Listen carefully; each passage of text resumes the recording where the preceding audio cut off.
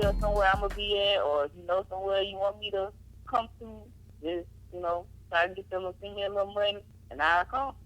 He's like, okay. So Look, we'll let me ask you something. Because you're a performer, whether you realize it or not. You're a performer now. Ever since I first saw you perform your poetry, I've been a fan of yours. I don't know if I told you that, but I'm a huge fan of yours. Is it weird sometimes to interact with a fan about how good you are? I mean, because don't get me wrong, you're very humble, but you also know what you're capable of. Is it still a little odd to you when people approach you about your poetry? Man, you have no idea, because for y'all can appreciate what I do. For me, I only see room for improvement. So it's like when people come and show me so much love, it's like, okay, maybe it wasn't as bad as I thought it was. You know what I'm saying? Because me, I know how I practice it at home. Y'all don't. So it's like at home, there are times when, tears start rolling, or, just a little stuff happens. But it's like during the performance, I want to be this picture of perfection. So it's like I don't want none of the mishaps that happen at home to happen in front of the crowd. So when I get to a certain point where I know I usually cry at home, I try to pull it back. Y'all don't feel that moment when I feel it, but it's like, for me, I'm going through this head rush where it's like, I don't know if I'm taking away from the mood of the crowd, or if I'm still hiding, I guess you could say. Still trying to hide. Can I interject on that? Yes. Okay. Last time I seen you perform was at the Almanetta, right? Mm-hmm. And you did the piece about hiding who you are for a job, and you at a point you had paused and said, I'm about to cry. And everybody, I don't know if you remember, but everybody said, take your time, queen. You got it. Listen, when I tell you, you were speaking, you were ministering to our souls so much that what you were saying was actually how we were feeling. It was just so sudden, we didn't have time to express that same feeling. You were just hitting us with bar after bar of truth that we felt where you were coming from. And if you were to cry, it wouldn't take away from the performance at all. It's just bearing your transparency. It's showing your truth. You're living what you're writing on on pad. And man, look here. I'm gonna give you an example. When K. Marie does that piece about Marcus, and every time I've seen her do that piece, it brings her to tears. Yeah. It doesn't take away from it, does it? Yeah, but hers is about love. Mine, I don't write about love because I'm not in that love season. But so still, anytime I try to write love poems like what she wrote that in the moment. I can't write in the moment because that's not where I am. Like, the only time I can write in that moment about love for me is with my boy. But I feel like I have so much anger and sadness that I've stored up in the last 8 or 10 years that it's like the shit is oozing out on the page now. So it's like hers is a positive aspect of love. Mine is just, residues, and I'm trying to keep the fuck out. Right. Now, not all tears are happy tears, like you're saying. And that's fine. A lot of us are coping with a cracked heart, and sometimes we need to cry in order to let that crack heal. And seeing someone demonstrating what we're feeling and allowing a tear to drop doesn't take away from the performance at all. It shows us that it's okay. That's why that gentleman approached you, because he felt a connection. So I'm not telling you how to do your piece, but I'm just telling you this. If you were to drop a tear, I promise you, we wouldn't worry about it. We would not have an issue with it at all. At all, Ebony. Because Marie tells me that all the time, too. It's just, for me, I still see, not for anybody else, but for me, I still see my tears as weakness. So it's a mind thing. Who told you that? I'm trying to get past that. Who told you that? Nobody told me that. That's just how I've always, growing up, I've always been the one, it's like, I'm the little cousin. So, like, I'm the big cousin to all the little cousins, but I'm also the little cousin to the big cousins, but my big cousin is never around. So, in my mind, it's like I'm the big sister to everybody. Mm-hmm. So, have you ever seen your big sister cry? That's the thing. It's like, you don't ever see your mama cry, you don't ever see your daddy cry, you don't ever see your older siblings cry, type of thing. I think that's detrimental. I'm going to tell you why. The funny thing, though, is I'm the only child, so it's like, what people think of as the only child is a crybaby. And it's like, in my mind, I'm the opposite of that. Listen. Showing that you are human is never a weakness. Acknowledging emotions validate what other people are feeling. That's been the purpose of my point this entire conversation. Yeah. You may have people under you that's looking at you that may need to cry. A cry is definitely needed to flush out an emotion, to get over some things. But as long as you're holding on to that hurt, you're not healing. So when you, a staple to someone else, an example and a strong person to someone else, takes time out to cry and let emotions process, that's the strongest thing I've ever seen. So I think you need to come out that mindset, sis. That's going to hinder you. Because that's another thing that I write a lot about. Like, I don't know if people that have heard more than one of my poems have caught on to this, but just about every one of my poems kind of hints on the fact that emotions are weak or weakness. Or that's how I look at it. I think that's one reason why I kind of don't really gravitate towards females as much, because in my mind, for some reason, I see women as the less dominant. But it's funny because now I also have, like, I straddle the fence. I guess it's because I'm a fucking Capricorn.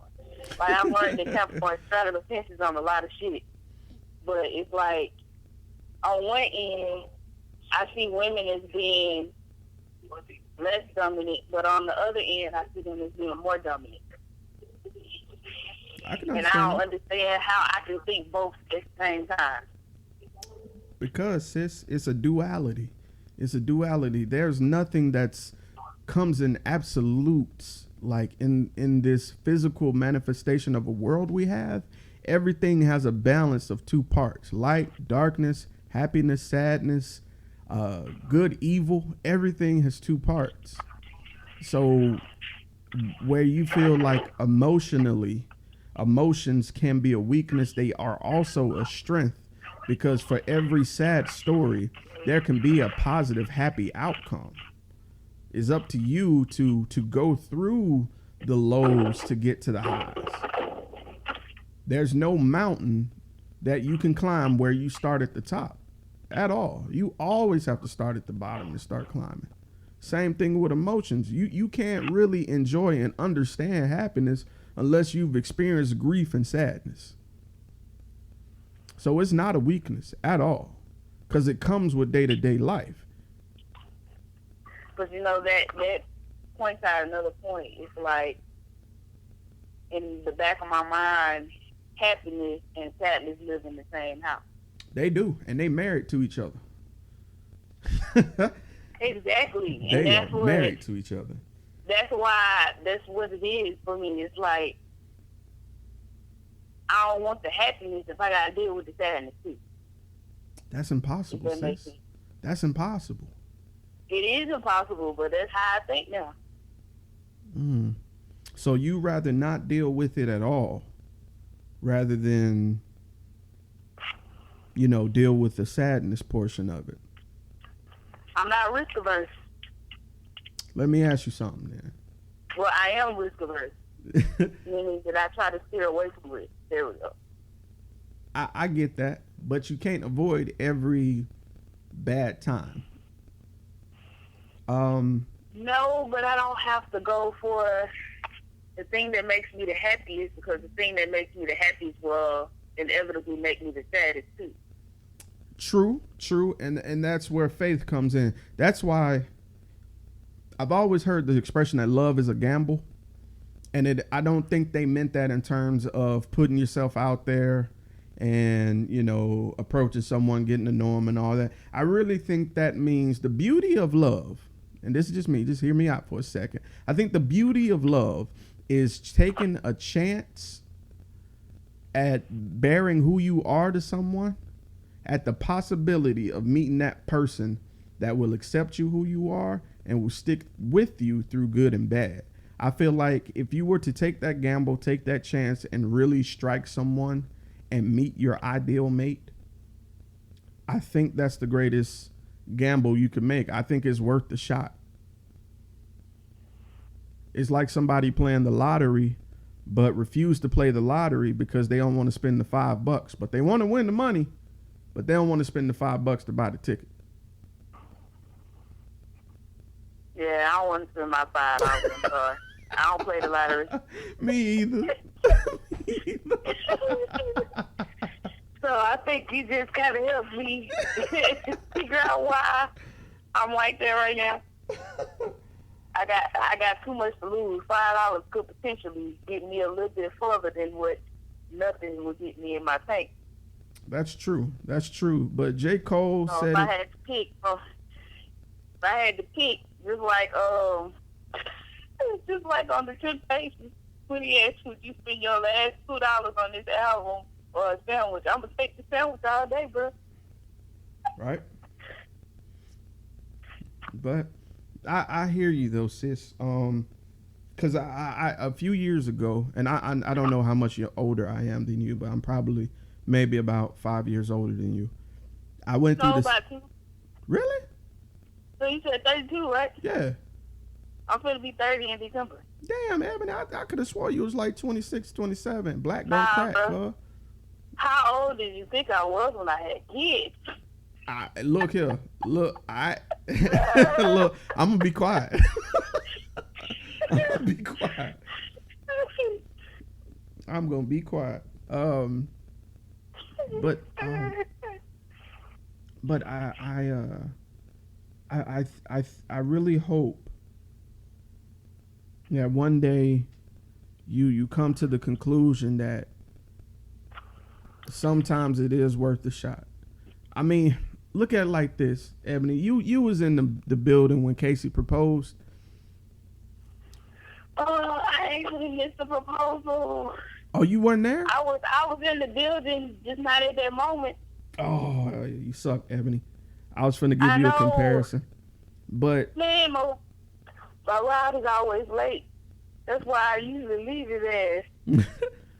But at that moment, at that exact moment when he called her up there, Ebony, everyone in that restaurant was in the presence of true love. True love was right there at that moment. And Casey took a gamble and went for it, and it paid off for him. So I feel like if Casey can find it, I feel like you can. Yeah. I understand. I was that man. Nah, it's not that I'm not hearing you. I'm gonna save that for when I need it. No. I'm with it. I'm just relaying. How do I put this? 2 years ago, I was you. Okay. 2 years ago, I was you. I'm right at the right point then. Right. So I'm just passing the piece of info that was passed to me. So right. It's possible. It's possible. You just have to be open to it. You have to be open to it. I got a lot of personal issues to deal with first. Oh, don't get it twisted. So do I. I just got through recording a session by myself talking about that. I'm reading books about fatherhood, and I'm not even a dad. But I just want to figure some stuff out about myself before I go, you know, who knows? I might have a kid next year. You know, I don't know. But I want to understand myself more, you know, so I'm reading more books. I'm studying more. I'm meditating more. I just want to be an all-around better person. A book about fatherhood doesn't necessarily mean the information pertains solely to having a child. True. But that's a relationship just like any other. True, you're absolutely right, because this is Dwayne Wade's book I'm reading, and it's about, he had it rough growing up, but he turned it around. He had instrumental people that were dedicated to his success. And I feel like everybody needs a mentor that is dedicated to seeing them grow. I've had several. I've been blessed to have people push me or use their influence to help me. And that's why I'm doing the same thing through this podcast, through other people. Any way I can help, I'm going to help, because at the end of the day, we all going to die, cuz. And I just want to leave this place better than I found it. That's it. My clock is ticking. I don't know how much time I got left. So I could either BS and not do anything, or do what I love and give back to this community to help shape me into who I am. Right. So, yeah. Man, we be getting to some the rabbit hole.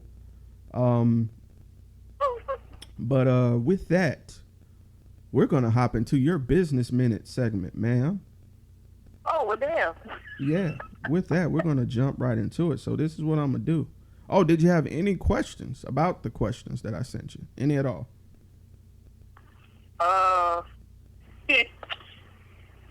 So I was trying to figure out what I was gonna say. What you mean? What you gonna say? Huh? What you mean? What you gonna say? Because I'm technically unemployed. Like, well, you can talk about your poetry. See, that's the thing about a business minute. It doesn't always have to be about a business or your career. It could be a hobby. Whether you realize it, you're an entertainer. Like I said earlier, woman, you are a poetess. You are a song maker. You are a muse. You're part of Black on Black Rhyme. Am I right? That's what I was going to say. It's not official until the initiation, so I'm technically... So I'll steer away from those words. I'll just say you're a poet. Yeah. That's what I was going to mention earlier. I didn't know if I could put that on, on the docket. Okay, no, we'll hold off on that, and that's cool. That's cool. But because I think they say it's looking like September, so I don't know if I can release that yet. My nigga, proud of you. I ain't signed no papers. Not yet. All right, so this is what I'm gonna do. I'm freelancing. Freelance, ain't nothing wrong with that. Listen, I see. This is how we get into the rabbit hole. This is why we can't just have like a single conversation. Shit just be going everywhere. So I've been watching this cat named Joey Diaz, right? He's a Cuban cat who was raised by an Italian family because his mom and dad died when he was young. But he's a comedian, but he's always talking about how he started from the bottom, did comedy here and there. He got his own Netflix special, but he still goes back to where he was, like you said, doing freelance comedy, just coming up every now and again. He said he would open and then he would host his own show, at different places. So he was still, connected to his roots. I feel like you're doing the same thing. Ebony, I don't tell you this, but I'm so proud of you. I see you performing at all these different places. I see your name and picture on these flyers, and I be like, that's my dog. I've actually seen her perform before. Like, I'm legit proud of you. Like, I don't know if I ever told you that, but seriously, I am 100% proud of you, because I don't care what nobody say. You come from Mississippi to bless us in Mobile, and I still say you one of the top poets in Mobile. Well, damn. Okay, Real shit, because you elicit a response. It's so many people that I've seen go up and do poetry and the crowd be like, eh. But when they hear you come up and you get up there and you speak, man, you capture everybody's attention. Every time. Every time. I just hate I can't make it to all your events because, hell, if you had a T-shirt, I'd buy it. That's what I'm trying to do, man. I'm trying to get something in order so I can do it. But I ain't got no stage name. Every time I come up with something, people be like Huggy, him and Poetic Nature, they ain't dogged me out, but they made me feel bad because I was drunk. So, of course, I was in my business. But they was like, they hated every single name I put on my little poetry page trying to figure out a stage name. I was like, he was like, well, you got to have a name that means something. And I was like, everything that I put on there meant something. I was like, okay, the name that I put on the page, Babe the Poet. My granddaddy called me Babe from the time I was born because he couldn't say Ebony. So he always called me Babe. That was what he called me, you know. So it's like, he ain't here to call me Babe, so now at least I get to hear it. But it's like, I feel like that name is still too precious for just random people I don't know. You know what I'm saying? I respect that. Me that. Like, I respect that. It's sacred. It's sacred territory. So I was like, yeah, I got to renege that name. Can't say that. Plus, people was like, you don't sound like a poet name.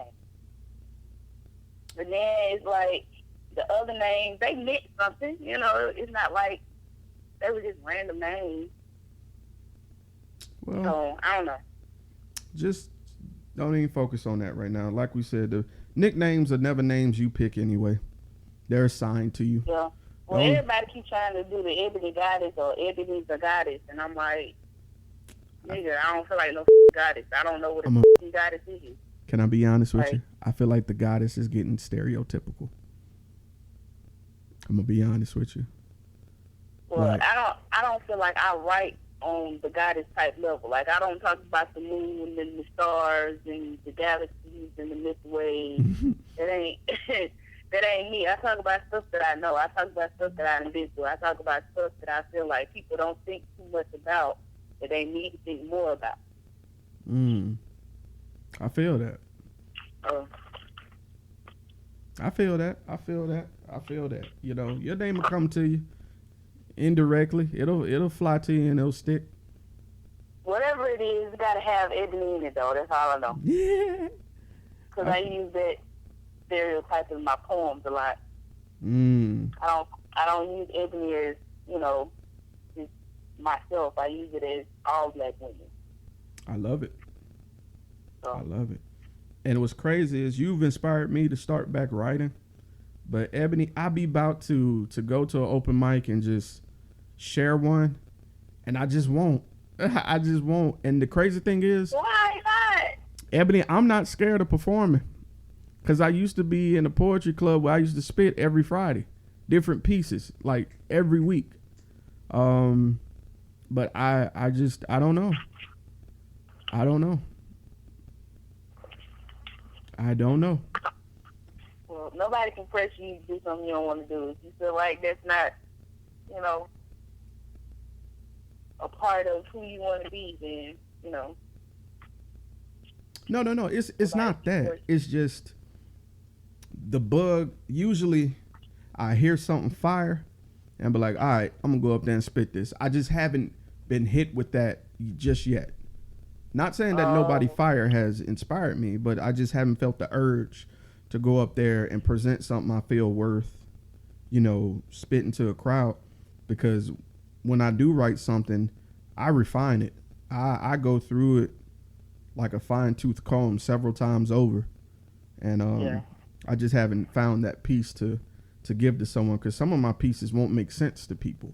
You know, I feel like that. But you just gotta pick your crowd, though. I've learned that you gotta, like, for me, I've learned I gotta have pieces for people that just want to hear just nasty stuff, and then you have some artists where they can go with you. Like, if it's a room full of poets, they can go with you there with the, you know, with the metaphors and everything. They on the ride with you. But like the place I was at last night with all these drunk people, yeah, I had to have my ignorant stuff. Right. I did one ignorant and one deep. So there you go. You get both atmospheres in one. Yeah, but they was talking too much. And then some guy playing church music in the background while I was doing Dear Mama, and that really put me off. I was like, that's not even the mood for this song. I can't stand that. Yeah, that's not cool. It pissed me off, and I wanted to tell him to shut the fuck up, but I was like, no, don't do that. They was cussing and stuff that night, so, you know, I was like, I could have said shut the fuck up. But, right. Right. But I just went on to push through. Good job. That's another notch on your belt, you know, performing in front of a distraction. So, just gonna refine it. You all right? Drinking water. Mm-hmm. Shouldn't have squelched the bottle. Went down the wrong pipe. Thirsty. Yep. All right. Sorry. I'm back. Okay. You ready? We finna hop to it. Yeah. You got it, Ebony. You perform in front of the office. You got this, I promise. Right, and then I'm laying comfortably in my bed. So. That's good. A lot of times when I'm doing business minutes, people will go and stand next to the TV or in the kitchen and shit, and I can hear everything they doing. It's pissing me off. But I digress.